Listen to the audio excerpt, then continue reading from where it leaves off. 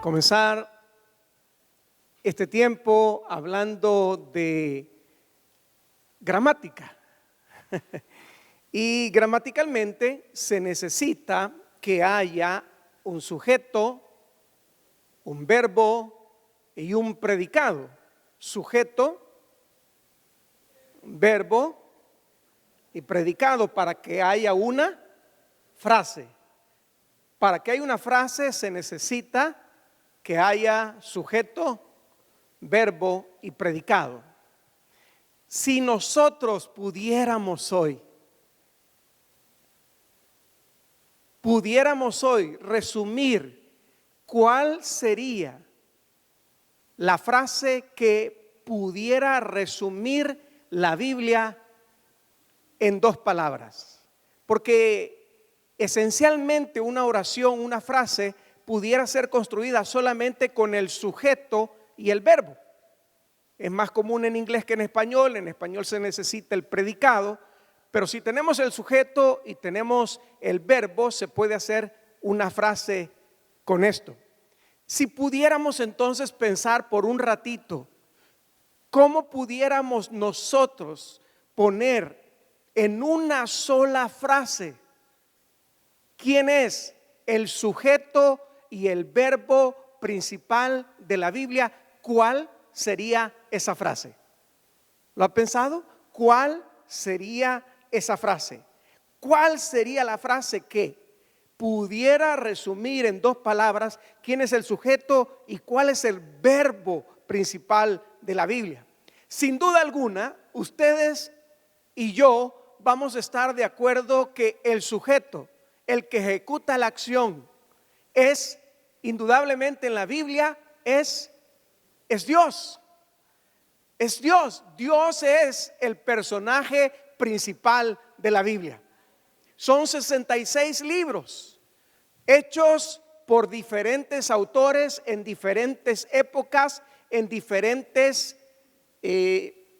incluso continentes: África, Asia, Europa, incluso también en 3 diferentes idiomas: en arameo, en hebreo y en griego. Vivieron en épocas diferentes, algunos alejados quizás más de 1000 años. Y sin embargo, si nosotros pudiéramos reunir hoy escritores que de nuestra época y les pidiéramos que hablaran de un solo personaje y pudiéramos reunir a 40 de ellos, ¿cuántos creen que pudieran coincidir con un solo personaje y ponerse de acuerdo, sin ponerse de acuerdo, para hablar de ese personaje? ¿Cuántos pudieran ser?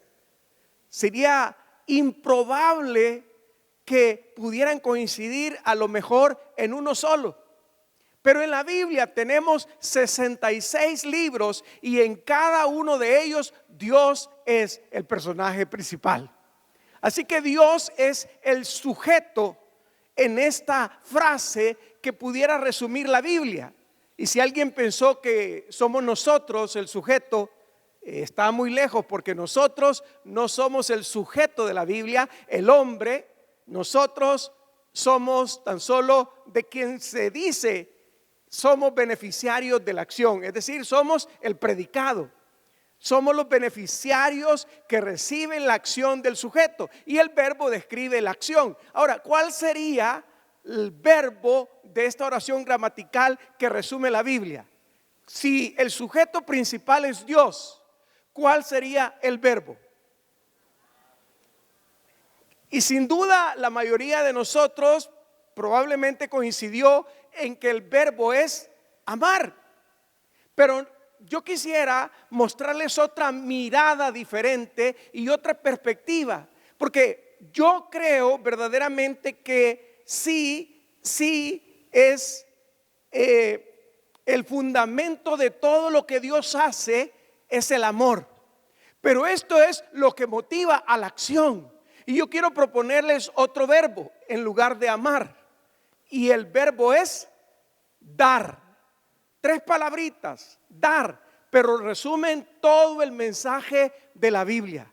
La palabra dar. ¿Cuál es la palabra o el verbo que resume todo lo que nos dice la Biblia? Es dar. La palabra es dar.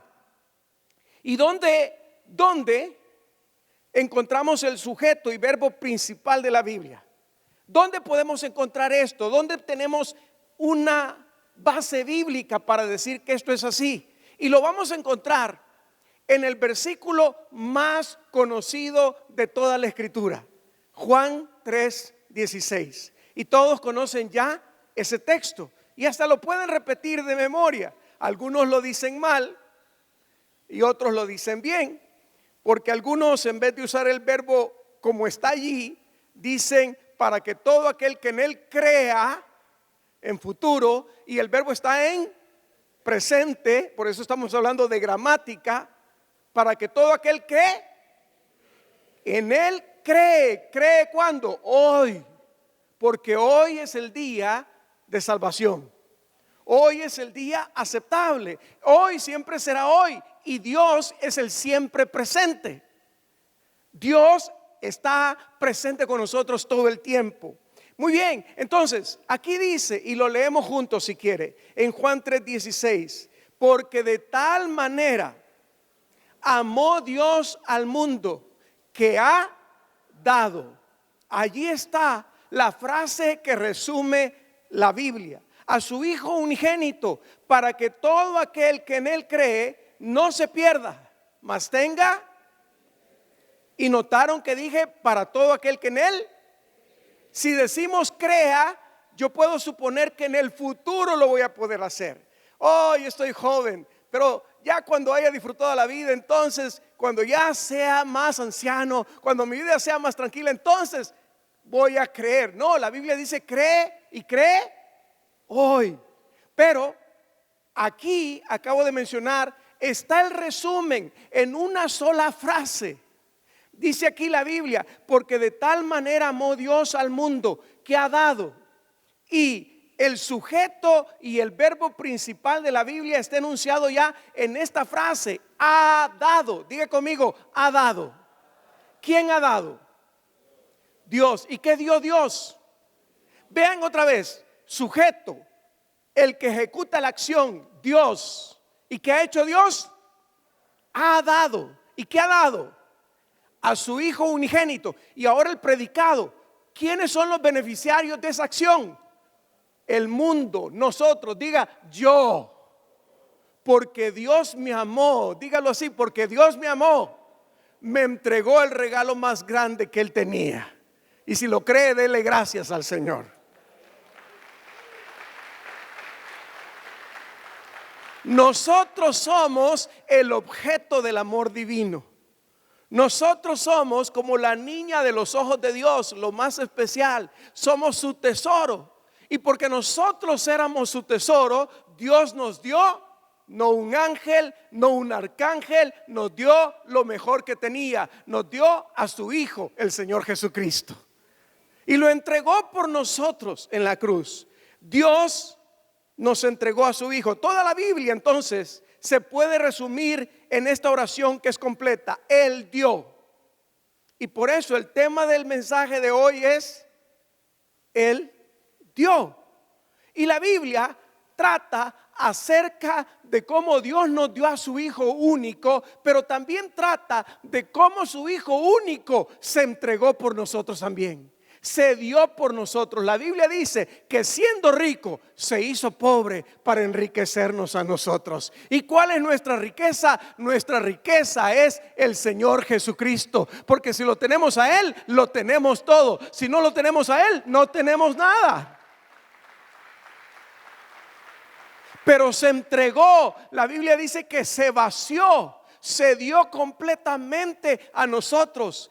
Dio su vida completamente por nosotros. Y la Biblia nos muestra cómo Dios, a través de todas sus páginas, es conocido por dar, por ser un dador. Dios nos ha dado todo, absolutamente todo. Nosotros no somos dueños de nada. Es interesante cómo hablamos, pero nuestro dar revela que a veces, aunque en la mente creemos esto, porque quiero preguntarles, ¿cuántos creen que Dios es el dueño de todo? Absolutamente todo. Y yo, entonces, no soy dueño de. Pero es interesante la manera en que hablamos. Decimos, mi carro, mi casa, mi familia, mi esposa, mis hijos. Hasta hay personas que dicen, mi secretaria, como que si fuera de ellos. Llame a mi secretaria, que la compró. Tiene un contrato y dice, ¿es suya? No, es la secretaria. Y cuando hablamos de la familia, sí, es propio en términos humanos decir mi familia, mi esposa, mis hijos. Pero lo mejor sería decir el carro que Dios me ha dado, la casa que Dios me ha dado. Y mejor aún, ¿sabe qué? Todos nosotros, todo lo que tenemos es prestado. Dígale el que tiene ahí al lado, todo lo que tengo es prestado. A ver, respire y quédese solo con un aliento. ¿Podría? ¿Hasta cuánto aguantaríamos? Aún el aire que respiramos es prestado. Todo lo que tenemos es por la pura gracia de Dios.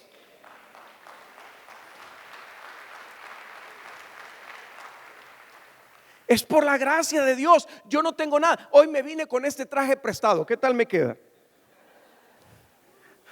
Cuando Rockefeller murió, le preguntaron a su contador cuánto dejó. Y él respondió con una frase célebre: lo dejó todo, porque nadie se lleva nada. Porque nada nos pertenece. Así que vivimos de prestado. Demos gracias a Dios que nos prestó la vida hoy. Demos gracias a Dios que nos alimenta. Demos gracias a Dios que nos salva, que nos cuida, que nos sana. Demos gracias al Señor porque todo lo que tenemos, Dios nos lo ha dado. Dios es conocido como un dador. Y de igual manera sucede con nosotros en el cielo. Dios es el dador de todas las cosas. Y de igual manera sucede con nosotros en el cielo. Allí en el cielo somos conocidos por nuestro dar. ¿Por qué somos conocidos en el cielo? Por nuestro dar. Fíjense, la Biblia dice que Abel, aún muerto, habla. Y sus ofrendas dan testimonio de él. Aún muerto habla y sus ofrendas. ¿Cómo es conocido Abel en el cielo? Como aquel que le dio a Dios no solo lo mejor que él tenía, sino que le dio conforme a la voluntad de Dios. Porque él entregó un sacrificio con sangre. Él entendía claramente, él entendía como los judíos y los hebreos entendidos, con su mente abierta, con su entendimiento iluminado, que era necesario que un sustituto muriera en nuestro lugar. Así que cuando él entrega la ofrenda, no la entrega como la de Caín. Caín entrega lo primero de las verduras, las frutas, la cosecha. Pero lo que Dios esperaba era que alguien le entregara un sacrificio de sangre, porque eso hacía ver hacia el futuro, que un día vendría el Cordero de Dios que quita el pecado del mundo. Así que le entrega, y es conocido. Si leen Hebreos, dice: Abel aún muerto, hoy habla, y sus ofrendas dan testimonio de él. Y tenemos muchos personajes así en la Biblia. Por ejemplo, el rey David fue uno de los que más dio para Dios, solo para preparar la construcción del templo. Si lo calculamos hoy en términos económicos actuales, ¿quieren saber cuánto dio David para el templo? 21,000 millones. ¿Cuánto dio? 21,000 millones. ¿Y cómo es conocido David? Como un hombre como el corazón de Dios. En el cielo somos conocidos. En el cielo somos conocidos. Lo voy a decir otra vez. En el cielo somos conocidos. Yo no sé si tú, pero yo soy conocido en el cielo. En el cielo somos conocidos. Ahora, ¿por qué somos conocidos algunos? Esa es la pregunta. ¿Por qué eres conocido tú? Dios nos conoce bien a todos. Dios nos conoce exactamente a cada uno de nosotros. Y en la Biblia sigue dándonos ejemplos. La viuda de Sarepta, esta mujer que dio para salir de sus deudas y que dio al profeta. Cuando el profeta le llega a la casa, a la viuda de Sarepta, pobre, que no tenía quien por ella, que tiene un hijo, y le dice, dame agua. Ella va por agua. La conocen la historia, ¿no es cierto? Y esta mujer no le niega el agua. Y hay una promesa. Y dice, cualquiera que diere un vaso de agua a mis profetas, recompensa de profeta recibirá. Pero cuando va en camino, el profeta la detiene y le dice, ¿sabes qué? Pero también tráeme una torta cocida. Y yo la quiero bien cocidita, que la dejes allí hasta que se dore bien. Y le pide gusto. Y ella dice, ay, Señor mío, a recoger la última leña. Y con el último poquito de masa y aceite iba a hacer una torta para mí, para mi hijo, comerla con mi hijo y esperar la muerte. Ya no tengo más. ¿Y sabe qué? En lugar del profeta compadecerse, de sentir lástima, y le dice, pues no, mujer, tranquila, cómelo tú y tu hijo, le dice, porque va de parte de Dios y Dios ha mandado al profeta. Y cuando Dios manda al profeta, le dice, te envío a una viuda de Sarepta. Dios sabía a quién enviarle. Fíjese qué interesante, le envía a Dios y le habla a la mujer también y le hace saber que va a llegar un profeta. Entonces el profeta, sin compasión al parecer, le dice, haz como has dicho, pero hazme a mí primero. ¿Cómo le suena a usted? Egoísta, ¿no es cierto? ¿Qué le parece si el pastor Orlando llega a su casa y usted está en tremenda necesidad, y solo le queda una pechuga y una pierna de pollo? Seguro que él se come la pechuga y ella la pierna. O llego yo y él me va a invitar a su casa. Gracias, Oscar. Y llego yo y dicen que en algunas casas, cuando toca el pastor, ¿quién es? El pastor. Escondan la gallina. Ok.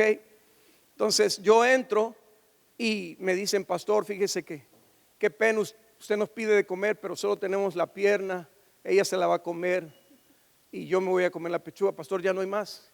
Y yo como pastor le digo, ¿saben qué? Denme a mí primero. ¿Cómo me verían ellos dos? Qué bárbaro ese pastor, cuida, dice que es pastor y no cuida las ovejas. Él es el gordo y nosotros aquí bien descuidados. Dirían que es egoísta, ¿verdad? Sí, saldría en Primer Impacto. Pastor asalta casa de hermanos de la congregación en pobreza y los deja sin nada que comer. Véalo hoy en Primer Impacto. Pero porque el pastor, el profeta, representaba a Dios, vino sobre ellos un milagro tremendo de multiplicación. Tremendo de multiplicación, porque cuando damos es cuando más nosotros recibimos. Pero podemos negarnos a dar. Y el profeta no les dijo, entonces aquí les traigo una canasta de víveres, de productos básicos, la canasta básica. Y lo mismo sucede con otros hombres y mujeres de la Biblia. Jesús estaba siempre al frente de el lugar de las ofrendas en el templo. Si usted lee, la Biblia dice, y estando Jesús en el templo, en el lugar de las ofrendas, vio cómo ofrendaban todos y ahí estaban sus discípulos y él quería darles una lección a los discípulos. Y pasaron personas que daban mucho, pero daban de lo que les sobraba. Y vino una anciana, vino una mujer que tenía 2 blancas, es decir, 2 moneditas del menor valor. Y Jesús, oiga, ¿cómo es que se da cuenta que dio 2 blancas? Porque estaba bien cerca. En otras palabras, Dios se fija cuánto damos y cuánto nos quedamos.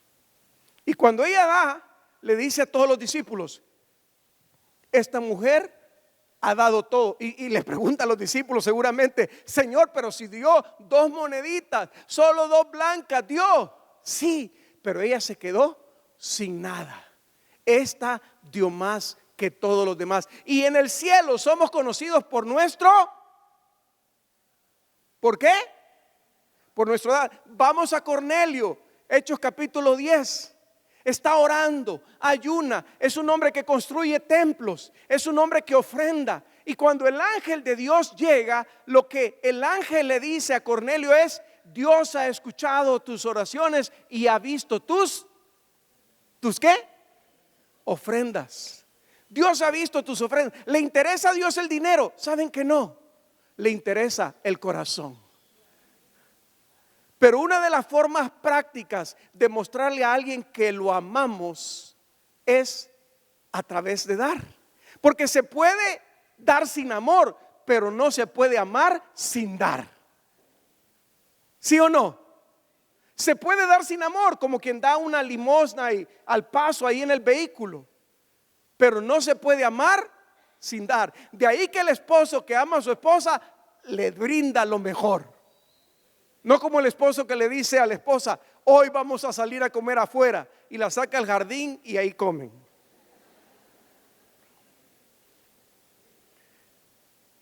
A mí me parece divertido que viene el Día de la Madre, ya poco tiempo falta, y todas las páginas de los diarios hacen recomendaciones de regalos para las mamás, ¿cierto? ¿Y qué recomiendan los periódicos? A ver, desde refrigeradoras, microondas, licuadoras, planchas, cocinas, licuadoras, lavadoras, secadoras. Y la esposa recibe ese regalo. ¿Qué le está diciendo el esposo? Para que seas más eficiente. Un esposo inteligente diría: mi amor, te agradece la casa por el regalo, yo espero el mío todavía. Porque realmente lo que doy, mi regalo, representa para mí el valor de la persona a quien le doy. Y todas estas personas dieron. Todos estos personajes son conocidos en el cielo por dar. Y algunas personas se quejan con los pastores o de los pastores diciendo: ¿saben qué? Y ustedes han escuchado esto, ¿verdad? Es que solo de dar hablan. ¿Cuántos han escuchado eso de los pastores? Es que solo de dar hablan y piden y solo de dar hablan. ¿No tienen otro tema acaso los pastores? Y lamentablemente los que piensan así ignoran que el dar es el tema principal de la Biblia. ¿Escucharon eso? Dar es el tema principal de la Biblia. La palabra creer y sus derivados se usan 275 veces en la Biblia. La palabra oración se utiliza 371 veces en la Biblia. Y la palabra amor unas 714. Pero la palabra dar o sus derivados aparece 2162 veces en las Escrituras. Así que el tema de dar aparece tantas veces en las Escrituras. ¿Pero por qué? Bien, voy a hacer un alto aquí. Si ustedes me preguntaran: Pastor Juan Ángel, ¿y usted cuántas veces predica sobre el dar? ¿Saben cuál sería mi respuesta? Yo predico sobre el dar siempre. Todas las veces. Todas las veces yo predico sobre dar. ¿En serio, pastor? ¿Todos los domingos usted predica sobre dar? Sí. Ahora, la pregunta está mal formulada. Porque la pregunta correcta que a veces nos hacen la gente de afuera es, o la pregunta mejor formulada sería: ¿cuántas veces usted habla sobre dar dinero? Ah, bueno, eso es diferente. Esta pregunta está mejor formulada. Y en ese caso yo tendría que responder: bueno, yo predico unas 2 veces al año sobre el dar, porque es un consejo bíblico, porque es cómo Dios bendice a su pueblo. Porque la Biblia dice que dando es como, pero yo lo predico 1 o 2 veces al año. Pero usted me acaba de decir que usted siempre predica sobre dar. Sí, porque hablo de la acción de dar. Y dar, si queremos ser matrimonios de éxito, tenemos que aprender a darnos el uno al otro. A ser dadivosos, a ser generosos, a entregarse, a darse. Hay gente que se casa con la expectativa: me voy a casar con la mujer que me haga feliz, con el hombre que me haga feliz. Error. No te casas para que te hagan feliz, te casas para hacer feliz a la otra persona. Y eso requiere entregarse, eso requiere dar, eso requiere mi 100%. Así que si queremos buenos matrimonios, tenemos que aprender a dar. Cualquier tema de la Biblia, menciónemelo.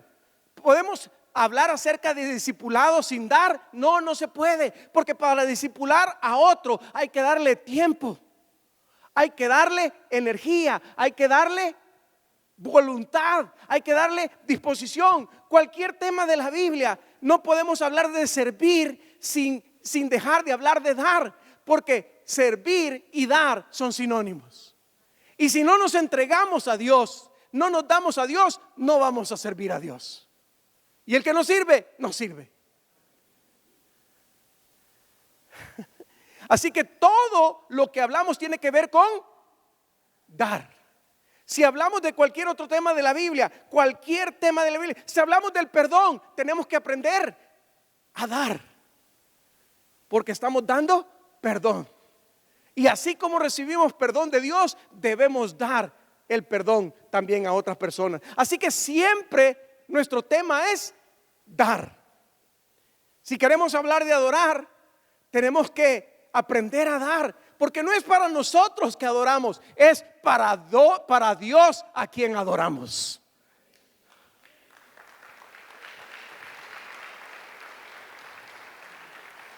Y saben, ahora les respondo la pregunta: ¿por qué entonces en la Biblia es tan importante el dar? Y les respondo aquí con este versículo, Romanos 8:29. Leámoslo juntos.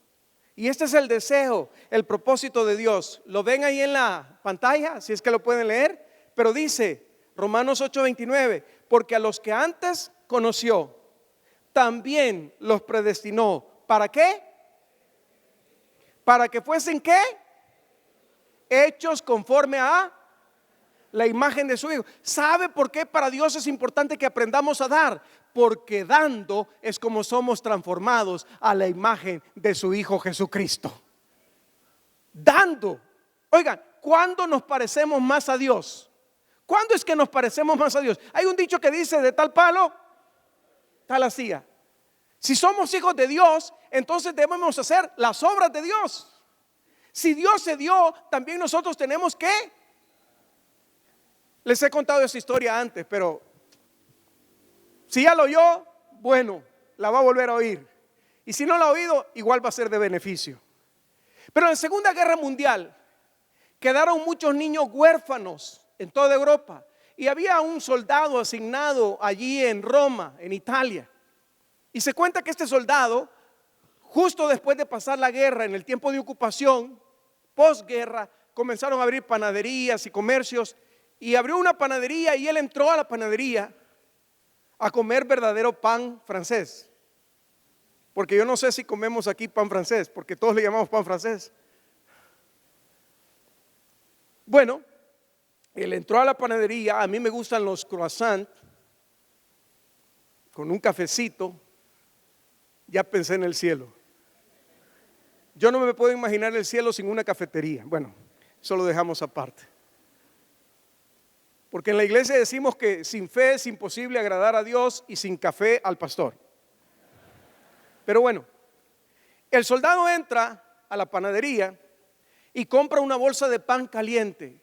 Ayer fui a un lugar y compré un pan caliente. ¿Cómo se siente el pan calientito?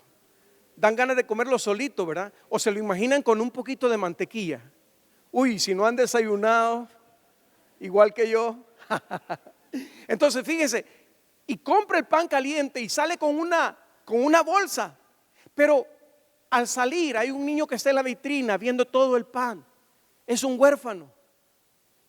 Y se queda viendo al soldado al salir, y el soldado va comiendo pan y se da cuenta que está el niño ahí. Y entonces, lleno de compasión, mete su mano en la bolsa y le da pan al niño. El niño sin agradecer porque tiene hambre, se come el pan. En vez de comer, lo fagocita, es decir, se lo traga. ¿Cuántos en vez de comer fagocitan aquí? A veces nos sentamos en la mesa y ni 3 minutos duramos, ¿verdad? Qué bárbaro. ¿Cuántos son así? Sí, ¿verdad? Wow. Y todavía el niño se queda viendo porque tiene hambre al soldado. Y el soldado, lleno de compasión, ¿saben qué hace? Le entrega toda la bolsa de pan al niño. Y el niño ni dice gracias, está feliz y comienza a devorar el pan. Pero cuando el soldado se va, le toca la chaqueta. Y el soldado ve y le dice: sí, hijo, ¿qué quieres? Señor, ¿puedo preguntarle algo? Sí, hijo, dime. ¿Es usted Dios? ¿Saben por qué? Porque nos parecemos más a Dios cuando damos. Nos parecemos más a Dios cuando damos.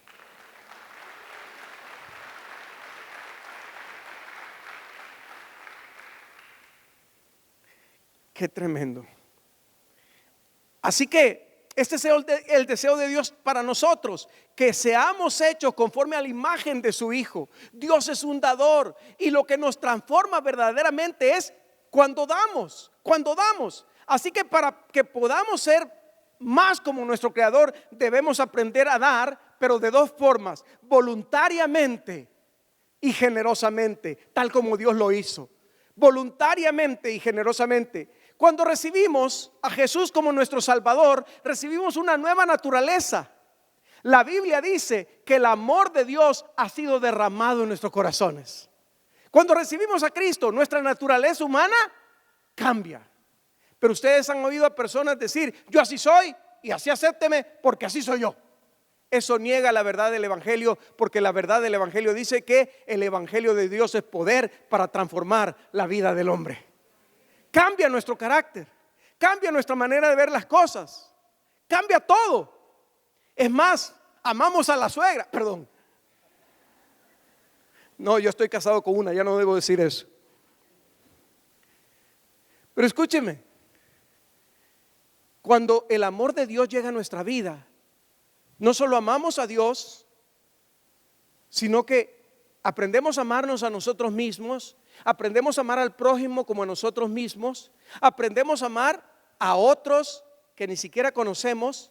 Incluso llegamos a amar a aquellos que son nuestros enemigos, porque el amor de Dios se derrama dentro de nosotros. Y entonces estamos dispuestos a estar más generosos, más dadivosos. Dios nos transforma, nos va transformando de gloria en gloria, pero Él quiere que lleguemos. Esa es la meta de Dios. Si lo volviéramos a leer, dice: para que seamos conformes a la imagen de su Hijo. Y cuando lo recibimos, nuestra naturaleza cambia. Estoy recordando hoy una canción. Ayer la estaba recordando justamente y la estaba compartiendo con Oscar, que hay cantos que cantamos mal en la iglesia. ¿Cuántos se han dado cuenta que hay cantos que cantamos mal en la iglesia? Es decir, le cambiamos a veces una palabrita y ya se oye completamente diferente. Por ejemplo, este canto de Juan Carlos Alvarado dice: no basta solo con cantar. ¿Lo han escuchado? No basta solo con decir, no es suficiente solo con querer hacer, es necesario morir.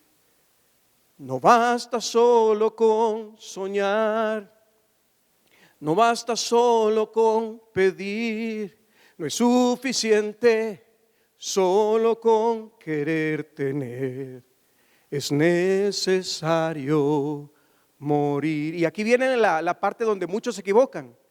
Dame tu vida, esa clase de vida que sabe dar. Y ahí es donde se equivocan todos. Yo lo resalté en mayúscula porque mucha gente dice: la clase de vida que sabes dar.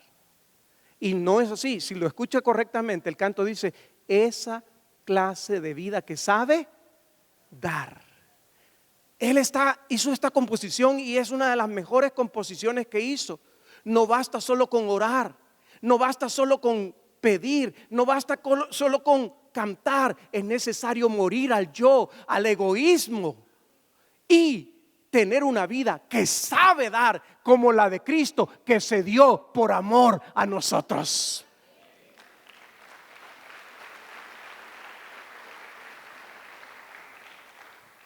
No sé si me he dado a entender, pero dar es el tema principal de la Biblia.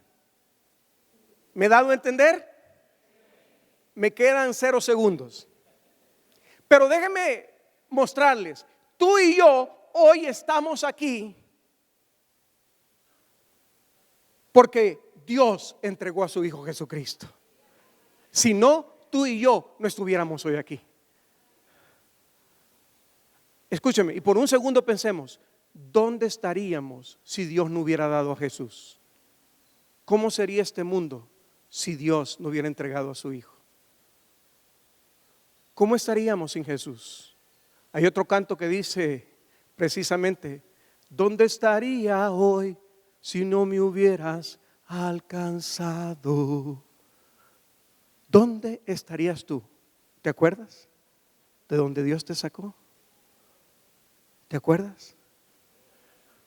Y si Jesús no hubiera, porque Jesús lo hizo voluntariamente y con todo el corazón, Jesús se entregó por nosotros, por amor. Y al poner sus manos en la cruz, Él dijo, así es mi amor por ti, porque te amo. Él no es como un novio que dice, moriría sin ti, me muero de amor por ti. Ninguno se muere, solo Cristo murió verdaderamente por amor a nosotros. Solo Cristo dio su vida por amor a nosotros.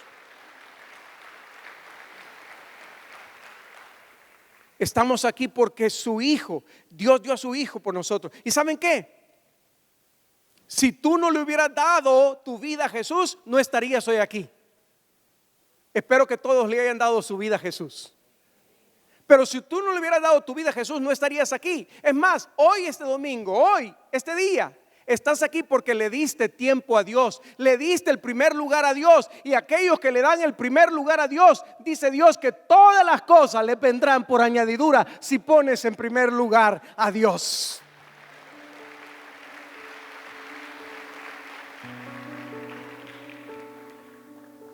Y termino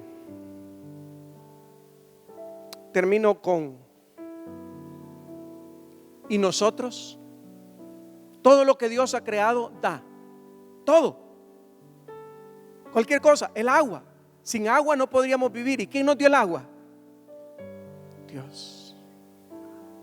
¿Los árboles dan o no dan? Frutos, sombra, medicina. Las vacas nos dan, los animales dan. La vaca, pero es que usamos toda la vaca, hasta sopa de rabo. Nos comemos la lengua de la vaca. Hay quien come sesos de vaca, yo sé. Y de los cuernos hasta hacemos adornos, y de los cascos. La vaca da todo, leche, queso. Todo lo que Dios ha creado da. ¿Y el hombre? Entonces, si Dios da, hoy quiero terminar la oración gramaticalmente. Juan Ángel Castro,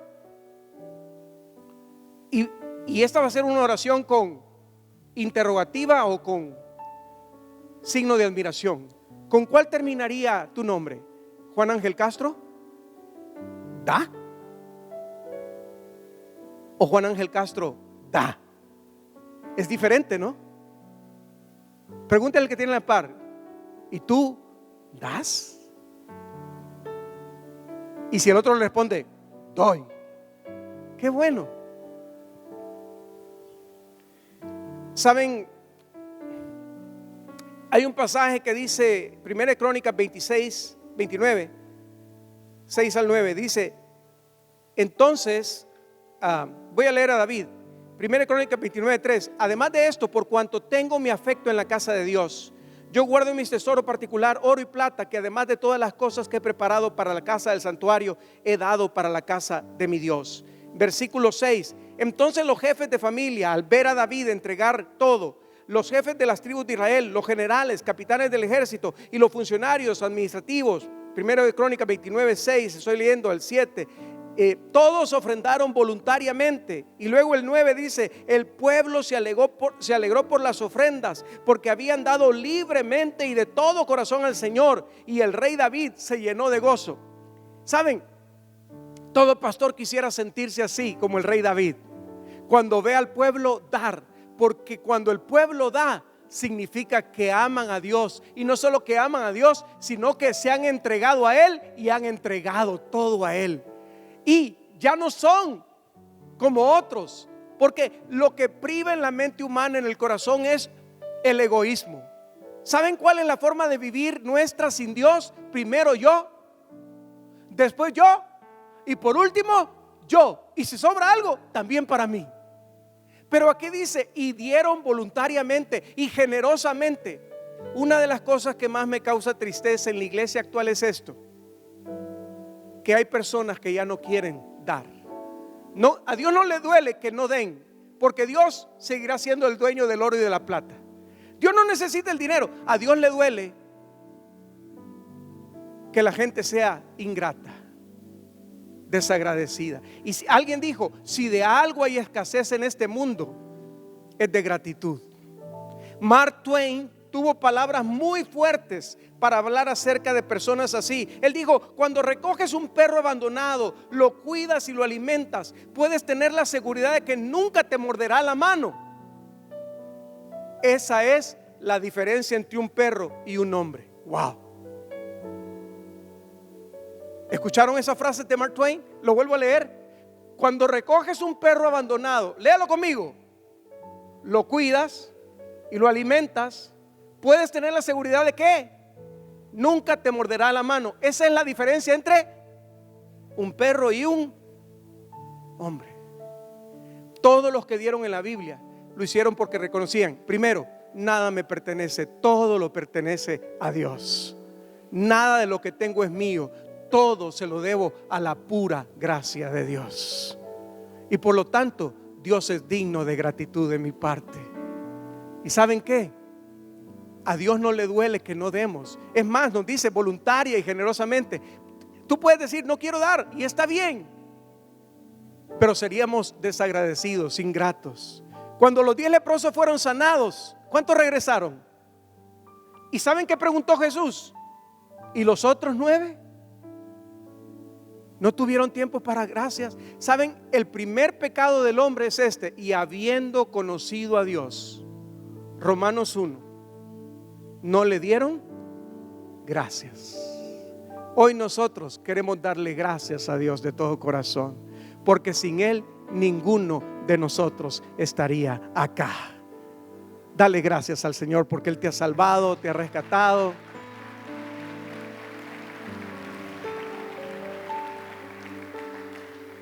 Cierra tus ojos, por favor.